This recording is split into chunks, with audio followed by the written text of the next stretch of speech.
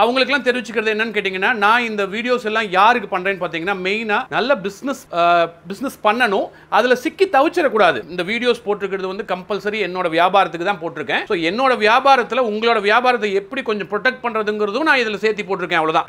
இந்த எக்ஸ்பீரியன்ஸை பகிர்ந்துட்டா மேபி முதல்ல ஸ்டார்டிங்ல பண்றவங்களுக்கு இது உபயோகரமா இருக்கும். வணக்கம் சொந்தங்களே, போன நம்ம வீடியோலிங்க நம்ம இந்த சப்பாத்தி மிஷினை பத்தி டிஸ்கஸ் பண்ணியிருந்தோம். ஸோ அது கலவையான விமர்சனங்கள்லாம் வந்துருந்துச்சு. ஸோ அதில் நிறைய சொல்லப்படாத சில விஷயங்கள்னு சிலதெல்லாம் இருந்துச்சு. சொல்லப்படாத என்ன அப்படின்னா, எனக்கு அந்த முதல் வீடியோஸில் இது இந்த மாதிரியான யூசேஜுக்கெல்லாம் நீங்கள் கேட்பீங்களா பண்ணுவீங்களான்னு எனக்கு தெரியாமல் இருந்துச்சு.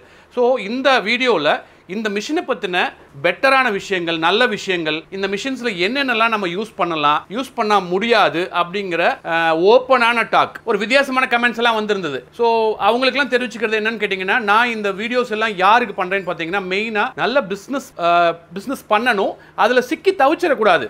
அதாவது பிஸ்னஸை வந்து நல்லா புரிஞ்சுக்கோங்க. பிஸ்னஸை வந்து எப்படி கொண்டு போகணும் அப்படிங்கிற சின்ன எக்ஸ்பீரியன்ஸை பகிர்ந்துக்கிறேன். இதுதான் எக்ஸ்பீரியன்ஸ் நான் சொல்லவே வரதில்லை. பட் இந்த எக்ஸ்பீரியன்ஸை பகிர்ந்துட்டா மேபி முதல்ல ஸ்டார்டிங்ல பண்றவங்களுக்கு இது உபயோகரமா இருக்கும். இதே வந்து என்னோட வாடிக்கையாளர்கள் கலவையா இருக்கீங்க, பெரியவங்களும் இருக்கீங்க, ரொம்ப குட்டியா இருக்கிறவங்க இருக்கீங்க, முதல்ல ஸ்டார்ட் பண்றவங்களும் இருக்கீங்க. ஸோ இது எல்லாமே கலவையா இருக்கிறப்ப எல்லா வீடியோவும் நான் வந்து பெரியவங்களுக்கே சொல்ல முடியாது, எல்லாமே சின்னவங்களுக்கும் சொல்ல முடியாது. ஸோ பெரியவங்களுக்கு இது கொஞ்சம் போர் அடிச்சாலும் அடிச்சிருந்திருக்கலாம், ஒரு சில விஷயங்கள் நம்ம திருப்ப சொல்றது. ஸோ அதை லீவ் இட். ஸோ இந்த வீடியோவானது தெளிவா சொல்றேன். இது வந்து தொடக்கத்தில் பிசினஸ் தொடங்குறவங்களுக்கும், அந்த பிசினஸ் என்னன்னே புரியாம ஆரம்பிக்கிறவங்களுக்கும், இல்ல ஆரம்பிச்சுட்டு மாடிட்டு முழிக்க வேண்டாம்னு சொல்றவங்களுக்கும் தான் இந்த பிசினஸ்.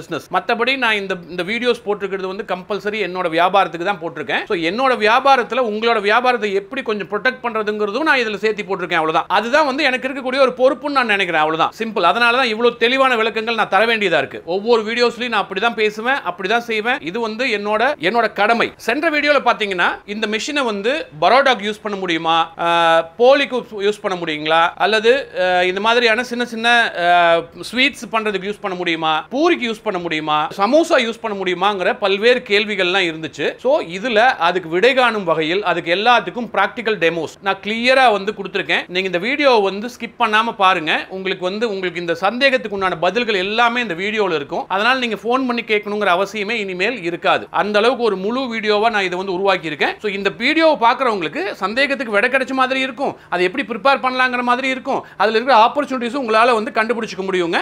ஓகேங்க, வாங்க நம்ம ஃபர்ஸ்ட் வந்து ஆட்டோ நீடர்ல இருந்து பார்க்கலாம். நீங்க இப்ப பார்த்துட்டு இருக்கிறது 5 கிலோ ஆட்டோ நீடருங்க. இதுல வந்து பாத்தீங்கன்னா 0.75 HP மோட்டர் வந்து ஃபிக்ஸ் பண்ணியிருக்கோம். கம்ப்ளீட்டா Italian type gear box use பண்ணியிருக்கோம். அதனால சவுண்டே இருக்காதுங்க. நான் இப்ப சவுண்ட் வந்து உங்களுக்கு ஆன் பண்ணி காமிக்கிறேன். இவ்வளவுதான் நாய்ஸ் இருக்குங்க. அதனால உங்களுக்கு இன்டோர்ல வைக்கிறதுக்கு ரொம்ப கன்வீனியன்ட்டா இருக்கும். எங்களுக்கு வந்து புல்லி ட்ரிவன் கிடையாதுங்க. அதனால பெல்ட்டும் வராது. வார்ம் கியர் பாக்ஸ் யூஸ் பண்ணிக்கிறதுனால இழுவைத்திறன் ரொம்ப நல்லா இருக்குங்க. இதனால எலக்ட்ரிசிட்டி பில் கூட உங்களுக்கு மிச்சமாகும். இந்த மிஷின்ல 3 கிலோ டிரைவ் மாவு சேர்த்தி உங்களுக்கு தண்ணி சேர்த்துறப்ப 5 கிலோ ஃபுல் கெபாசிட்டி வந்துருங்க. இந்த சமயத்துல நம்ம அந்த ஸ்க்ரூவை லூஸ் விட்டோம் அப்படின்னாக்கா நின்னுட்டு இருந்த அந்த ட்ரம் வந்து சுத்த ஆரம்பிச்சிடும். இப்ப சுத்த ஆரம்பிக்கிறப்ப அதுக்குள்ள இருக்கிற மாவு நல்லா கிளறி தண்ணியோட நல்லா மிக்ஸ் ஆகும். முதல்ல தண்ணி, உப்பு இதெல்லாம் வந்து முதல்ல நல்லா மிக்ஸ் ஆகணும். மிக்ஸ் ஆனதுக்கு அப்புறம் தான் நம்ம வந்து அதை பிசையவே ஆரம்பிக்கணும். அப்ப பிசைய ஆரம்பிக்கிறப்ப நம்ம அந்த பிரேக்கை வந்து இது மாதிரி டைட் பண்ணிட்டோம் அப்படின்னா அது நின்னுக்கும். ஸ்ட்ராங்கா ஒரு இடத்துல நின்னு வந்து பிசைய ஆரம்பிக்கும். இப்ப பாருங்க நின்றுச்சு. இனிமேல் வந்து மாவு பிசையறதுக்கு உண்டான வேலைகளை செய்யணும். அதுக்கப்புறம் மறுபடியும் நம்ம கொஞ்ச நேரம் லூஸ் விட்டோம் அப்படின்னாக்க இந்த மாதிரி பிசையும். இப்ப நீங்க பார்த்துட்டு இருக்கிற மாதிரி பிசையும். அப்போ நல்லா இரண்டரை கலந்துரும். நீங்க என்னதான் கையில நம்ம வந்து வேலை செஞ்சாலும் நம்மளால இந்த அளவுக்கு வந்து ஈஸியா பிணைய முடியாது. இவ்வளவு நல்லா பிணைஞ்சு வராது. இப்ப நல்லா வந்து உங்களுக்கு பாத்தீங்கன்னா கம்ப்ளீட்டா வந்து மாவு வந்து மிக்ஸ் ஆகி இரண்டரை கலந்து நம்மளுக்கு ஒரு நல்ல ஒரு மாவா வந்து நம்மளுக்கு கிடைக்கும். இந்த மாதிரி மிஷினரிஸ் யூஸ் பண்றப்ப ரெண்டு விதத்துல உங்களுக்கு ஹெல்ப்ஃபுல்லா இருக்கும். ஒன்னு பாக்கெட்ல இருக்கிற பணம் மிச்சங்க, ரெண்டாவது அலைச்சல் மிச்சம், மூணாவது ஹைஜீனிக்ங்க. நம்மளுக்கு வர்றவங்களுக்கு நம்ம வந்து மதிப்பு கொடுத்து அவங்களுக்கு வந்து ஹைஜீனிக்கான ஃபுட் கொடுக்கறப்ப நம்ம கடை பேர் வந்து ரொம்ப நல்லா இருக்குங்க. இந்த ஆட்டோ நீடர்ல மாவு பேசுறதுக்கு சுமார் 15 நிமிஷம் செலவாகும். கரண்ட் மீறி போனா அரை யூனிட் செலவாகும். இதே கையில நம்ம 5 கிலோ மாவு பேசுறதுனா எவ்வளவு செலவாகும்னு சொல்லி கமெண்ட்ல போடுங்க. இந்த மிஷின்ல கொஞ்சம் இவ்வளவு டைட்டாவும் பிணைய முடியும். ஏன்னா நம்மளுக்கு பூரிக்காக வேண்டி கொஞ்சம் டைட்டா பிணைஞ்சிருக்கு.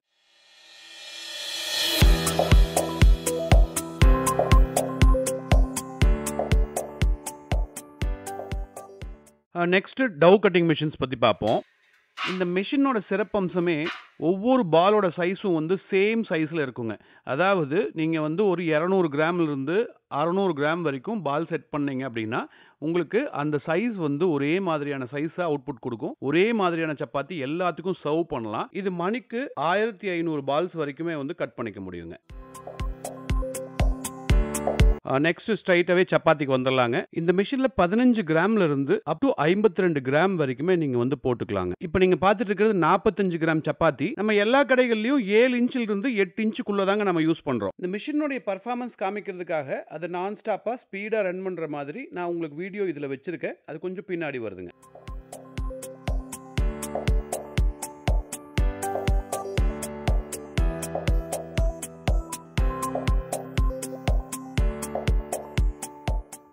நெக்ஸ்ட் ரொட்டிங்க. அதுக்கப்புறம் பூரி பார்த்துடலாங்க. திடீர்னு நிறைய பேத்துக்கு ப்ரிப்பேர் பண்ணணும்னா ரொட்டி ஒரு சூப்பரான ப்ராடக்ட்டுங்க. ஏன்னா அது ஃபாஸ்ட்டாக பண்ணலாம். சப்பாத்தியை விட நம்மளுக்கு வந்து ஃபாஸ்ட்டாக பண்ணலாம். ஆயில் இல்லாமல் பண்ணலாம். டேஸ்டியான ஒரு ப்ராடக்டாக வந்து ஈஸியாக ப்ரிப்பேர் பண்ணிடலாம். உதாரணத்துக்கு பெரிய பெரிய ஃபேக்ட்ரிஸுங்க, மில்ஸ், இதனுடைய ஹாஸ்டல்ஸில் வந்து பார்த்தீங்கன்னா நம்ம நார்த் இந்தியன் சகோதரர்கள் நிறைய பேர் வேலை செய்கிறாங்க. அவங்களுக்கு கம்ப்ளீட்டாக இந்த உணவு தான் வந்து ரொம்ப பிடிக்கும். நீங்கள் இதை மேனுவலாக பண்ணுறப்ப கால விரயமாகுதுங்க. இந்த மெஷினும் செட்டப்பும் இருந்ததுன்னா மணிக்கு 500 ரொட்டி ஈஸியாக தயார் பண்ணிட்டு போகலாங்க. அதே மாதிரி கல்யாண மண்டபம், அவுட்டோர் கேட்ரிங்ஸ் இந்த இடத்துக்கெல்லாம் வந்து இந்த மிஷின் ரொம்ப ஈஸியாக உதவுங்க. ஏன்னா திடீர்னு ஒரு கூட்டம் அந்த இடத்துல அதிகமான பேத்துக்கு நம்ம சமைக்க வேண்டியதாக இருக்கும். அந்த சமயத்தில் நம்ம வந்து ஈஸியாக வந்து சீக்கிரமாக வந்து நம்ம அவங்களுக்கு வேணுங்கிற ரொட்டியை வந்து ப்ரிப்பேர் பண்ணி கொடுத்துட்டு வரலாம். 500 சப்பாத்தி ரெடி பண்றதுக்கு நம்மளுக்கு கரண்ட் பில் பாத்தீங்கன்னா 3 யூனிட் ஆகுங்க. அப்ப ஆள் கூலி இல்லாம வெறும் 45 ரூபா தான் செலவாகுது. இதுவே நம்ம வந்து மேனுவலா பண்றதா இருந்தா எத்தனை ரூபா செலவாகும் அப்படிங்கறது நீங்க கமெண்ட்ல கொடுங்க. பாருங்க மேஜிக்க. ஒரே செகண்ட்ல பந்து மாதிரியான ரொட்டி ரெடிங்க. இது சாப்பிடுறதுக்கு வந்து ரொம்ப மிருதுவாகவும் இருக்கும்.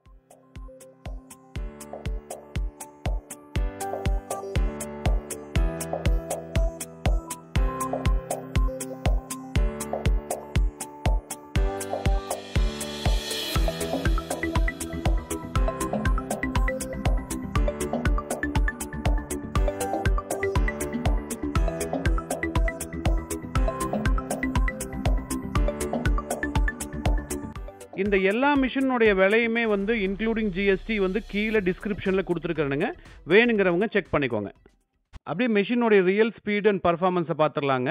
மெஷினோடைய ரியல் ஸ்பீடுங்க இது. நான் எந்த ஸ்பீடும் இன்க்ரீஸ் பண்ணல அல்லது டிக்ரீஸ் பண்ணல. இந்த டைமிங்கில் தான் வந்து மெஷின் வந்து ஒவ்வொரு சப்பாத்தியும் ரெடி ஆகி நம்மளுக்கு வெளியில் வரும். மெஷினுடைய பவர் வந்து பார்த்தீங்கன்னா 3 கிலோவாட் பர் ஹவருங்க. இந்த மெஷினில் கிரிட்டிக்கலான மெக்கானிசம்ஸ் எதுவும் கிடையாதுங்க. ரெகுலரான மெக்கானிசம்ங்க. ஒரு சாதாரணமான ஒரு எலக்ட்ரீஷியனால இதை ரெடி பண்ணிட முடியுங்க. அப்படி இல்லைனாலும் 1 இயர் கம்ப்ளீட் வாரண்டி இருக்குங்க. நீங்கள் மெஷின் இங்கே அனுப்பிச்சிங்க அப்படின்னா எந்த விதமான சார்ஜஸும் இல்லாமல் நம்ம மெஷினை ரெடி பண்ணி அனுப்பிச்சிடலாங்க. பொதுவாக மாடர்ன் கிச்சன் எக்யூப்மெண்ட்ஸ் மேல ஒரு பயம் இருக்குங்க. என்னன்னா 6 மாசம் வேலை செய்யும், இல்லாட்டி 1 வருஷம் வேலை செய்யும். அதுக்கு மேல வந்து அது வேலை செய்யலைன்னா அதுக்கு ரிப்பேர் பண்றதுக்கு நம்மளுக்கு தெரியாது அப்படிங்கிற பயம் இருக்கலாம். ஆனா இதுல அந்த பயம் உங்களுக்கு தேவையே இல்லை. இது வந்து உள்ளூர் மெஷின் தான். நாங்க கோயம்புத்தூர்ல தான் இருக்கோம். உங்களுக்கு உண்டான அனைத்து ஸ்பேர் பார்ட்ஸ்களையும் நாங்க இங்க இருந்து அனுப்பிச்சு வைக்கலாம். நீங்க மெஷின் இங்க அனுப்பிச்சீங்கன்னா ரெடி பண்ணி அனுப்பிச்சு விட்டுறலாம். அதனால நீங்க எந்த கவலையும் இதை பத்தி பட தேவையில்லை.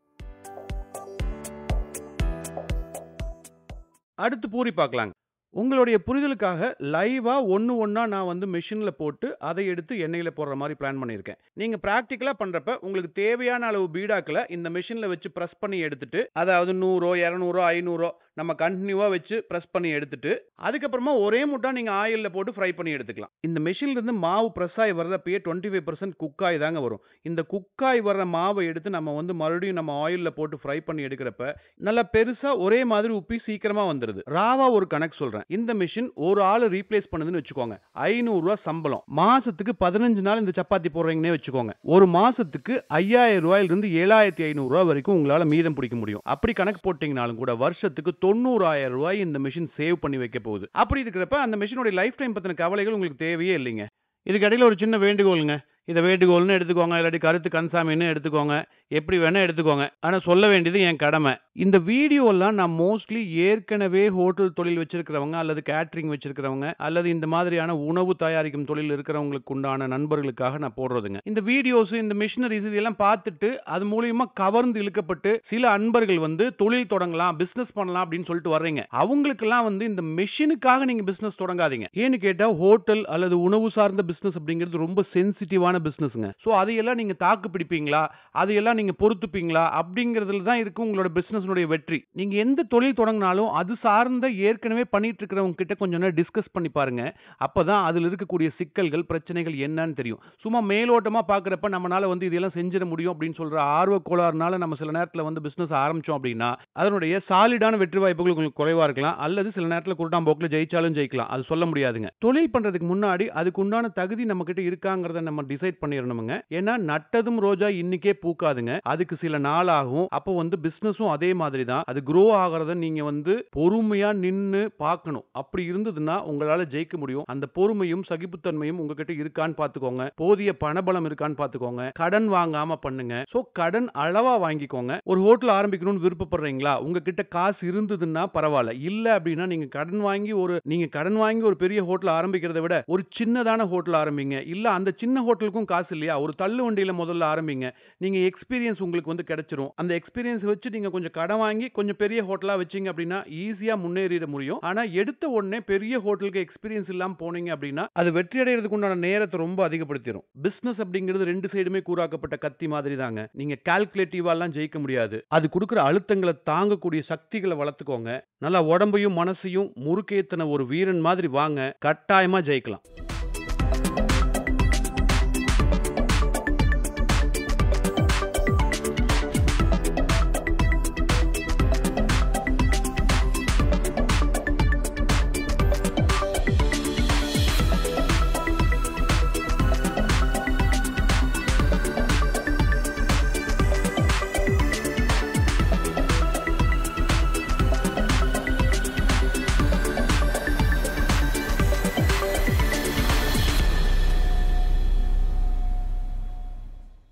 போன வீடியோவில் நிறைய பேர் டவுட் கேட்டிருந்தீங்க. இதில் சந்திரகலா செய்ய முடியுமா, சமோசா செய்ய முடியுமான்னு கேட்டிருந்தீங்க. ஏன்னா அதுக்கெல்லாம் மைதா மாவு இதில் வருமானு பார்த்தீங்கன்னா மைதா மாவு இதில் க்ளீனாக வருதுங்க. நாங்கள் செக் பண்ணி பார்த்துட்டோம். ஆனால் எட்ஜு ஒட்ட வைக்கிறது அவ்வளோவா க்ளீனாக ஒட்டாது. அதனால் நீங்கள் வந்து பச்சை மைதா மாவை வந்து நம்ம கலக்கி அந்த பேஸ்ட் மாதிரி பண்ணிவிட்டு நம்ம ஒட்டிங் கூட நம்ம போட்டுக்கலாம். நம்மளுக்கு மைதா மாவு வந்து இந்த சப்பாத்தி மாதிரி வந்ததுக்கப்புறமா அதை ரெண்டாக கட் பண்ணிக்கோங்க. நாங்கள் இதை வந்து கோதுமை மாவில் தான் காமிச்சிருக்கோம். நம்ம மைதா மாவில் காமிக்கலாம். ஆனால் மைதா மாவு தனியாக நம்ம வீடியோ போட்டு செக் பண்ணி பார்த்துட்டோம். கிளியராக வருது. ஸோ இதை வந்து நீங்கள் இது மாதிரி ஃபோல்டு பண்ணிவிட்டு இதில் வந்து நம்ம ஸ்டஃப்ஸை வந்து உள்ளே வச்சுட்டு இந்த ஆனியனு, கேரட்டு, உருளைக்கிழங்கு இதையெல்லாம் நம்ம உள்ளே வச்சு பேக் பண்ணிவிட்டு அதுக்கப்புறமா நம்ம இந்த பேஸ்ட் மாதிரி பண்ணுவோம் இல்லைங்களா? அதுக்கப்புறம் மைதா மாவு பேஸ்ட் பண்ணி ஒட்டிடுங்க. அப்புறம் அதுக்கப்புறம் எடுத்து நீங்கள் ஃப்ரை பண்ணி எடுத்துட்டிங்கன்னா சூப்பரான சமோசா ரெடிங்க. இந்த மெத்தட் வந்து பார்த்தீங்கன்னா சமோசா பண்ணுறதுக்கு அவ்வளோ ஃபாஸ்ட்டாக கை கொடுக்காதுங்க. ஏன்னா இது லோ ப்ரொடக்ஷன். ஏதோ ஒரு 100 பீஸ் 50 பீஸ் நீங்கள் ஓனாக போட்டுக்கிறீங்க, உங்களோட கடைக்கு நீங்களே பண்ணிக்கிறீங்க அப்படிங்கிறப்ப இது உபயோகரமாக இருக்கும். வெங்காய சமோசா வந்து சேல்ஸுக்கு கொண்டு போகிறவங்களுக்கு இதெல்லாம் ஒத்து வராது. இல்லைப்பா இதெல்லாம் ஒத்து வரும் அப்படின்னு சொல்கிற சமோசா தயாரிப்பாளர்கள், அதாவது குறிப்பாக சமோசா தயாரிப்பாளர்கள் இதை வந்து எனக்கு கமெண்ட் பண்ணுங்கள். உங்களோட கருத்து என்னங்கிறத கமெண்ட் பண்ணுங்கள். இதுக்குன்னு நான் ஏதாவது மெஷின்ஸ் தயார் பண்ணேன் அப்படின்னா உங்களுக்கு இமீடியட்டாக நான் வீடியோ போடுறேன். அப்போ நீங்கள் அதை வந்து உபயோகப்படுத்திக்கலாம்.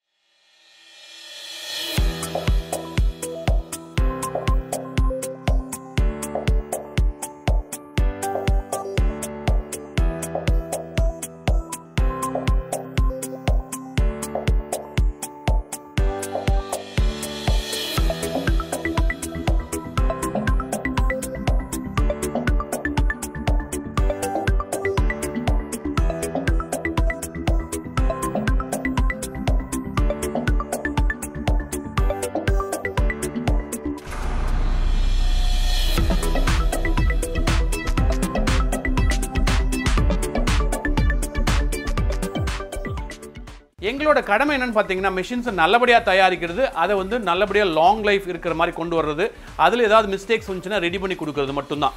ஸோ இந்த பிஸ்னஸ் விஷயங்கள் அப்படின்னு வர்றப்ப எங்களுக்கு வந்து அவ்வளோ நாலேஜஸ் இருக்கிறதுக்கு வாய்ப்புகள் இல்லைங்க. அதனால் நாங்கள் பிஸ்னஸுக்கு தெரிஞ்சதை உங்களுக்கு ட்ரான்ஸ்ஃபர் பண்ணுறோம். நீங்கள் வந்து லோக்கல் இருக்கக்கூடிய சூழ்நிலைகளுக்கு தகுந்த மாதிரி இந்த பிஸ்னஸை அமைக்கலாமா வேண்டாமாங்கிறது நீங்கள் முதல்ல டிசைட் பண்ணிக்கோங்க. ஸோ மணி இஸ் மோர் இம்பார்ட்டண்ட்டுங்க. ஒரு பிஸ்னஸ் தொடங்குறதுக்கு முன்னாடி பல்வேறு சாத்தியக்கூறுகளை வந்து நீங்கள் ஆராய்ஞ்சு அதுக்கப்புறமா நீங்கள் மெஷின்ஸை வாங்கிட்டீங்க அப்படின்னா உங்களுக்கு வந்து நிச்சயமாக ஒரு பிஸ்னஸ் சக்ஸஸ்ஃபுல்லாக அமையும். ஒரு பிஸ்னஸ் உங்களுக்கு சக்ஸஸ்ஃபுல்லாக அமையணுங்கிறது தான் எங்களோட மெயின் நோக்கமே. நன்றி, வணக்கம்.